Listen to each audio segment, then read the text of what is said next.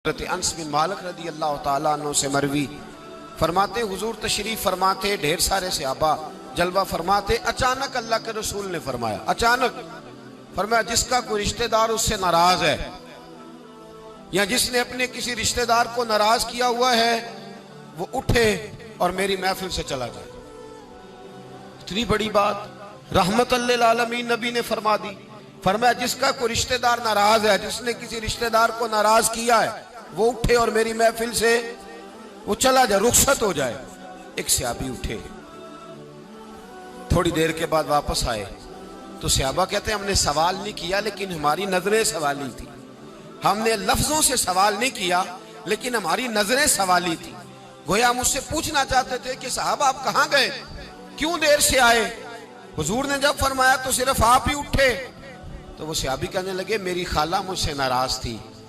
जब महबूबे पाक ने फरमाया ना जिसने किसी को नाराज किया वो निकल जाए, तो मेरे दिल में ख्याल आया अगर यहां ही बैठने को जगह नहीं मिल रही फिर दुनिया में मिलेगी कहां। अगर यही मौका नहीं मिल रहा तो कहां मिलेगा। तो मैं चला गया खाला के पास, उसे मना के राजी करके आया हूं। कहते जब उन्होंने बताया तो मेरे रसूल पाक अलैहिस्सलाम ने रिजल्ट अनाउंस किया। नबी पाक सल्लल्लाहु अलैहि वसल्लम ने वजाहत फरमाई, फरमाया सुनो, जहां को रिश्ते तोड़ने वाला मौजूद होता है, जहां कोई एक भी रिश्ते तोड़ने वाला मौजूद होता है, वहां अल्लाह की रहमत का नुज़ूल नहीं होता, वहां से अल्लाह की रहमत रूठ जाती है। लिहाजा मैंने कहा कि उठ के चले जाओ, इसलिए कि हम जहां बैठे हैं वहां अल्लाह की रहमतें बरसेंगी। और अगर तुम रिश्ते तोड़ोगे, हमारे यहाँ सबसे पहली मनसूबाबंदी करीबी रिश्तेदारों के बारे में होती है। और फिर सबसे बड़ा मसला ये है कि जाहिर अल्लाह तबारक व तआला की तक़सीम है, अगर किसी को बजरिया इल्म थोड़ी फ़ोक़ियत मिल जाए तो बाकी सारे रिश्तेदारों को सारी रात ही जाहिल कहता रहता है, सारी रात।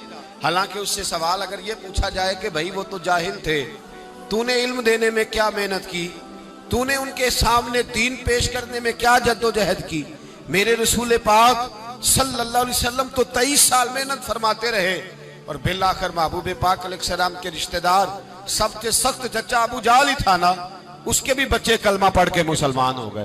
तो नस्लें आ गई हुजूर की बारगाह में, तूने क्या जद्दोजहद की इल्म देने के लिए, क्या जद्दोजहद। और अगर कोई कहे कि वो गरीब हैं, वो बिल्कुल छोटे हैं, तो फिर सवाल ये है कि भाई अगर अल्लाह ने तुझे वुसअत दी थी, तूने किस किस का हाथ पकड़ा और किस किस का बाजू थाम कर तूने उसे आगे पहुंचाया है, और किस किस का बाजू थाम के तूने कहा है कि आ जा तू भी मेरे साथ आगे चल और तू भी थोड़ा सा हासिल कर ले। हमने तो यही देखा है इल्ला माशाअल्लाह कि अगर कोई रिश्तेदार आगे निकल गया तो उसने गरीबों को रिश्तेदार ही मानना छोड़ दिया।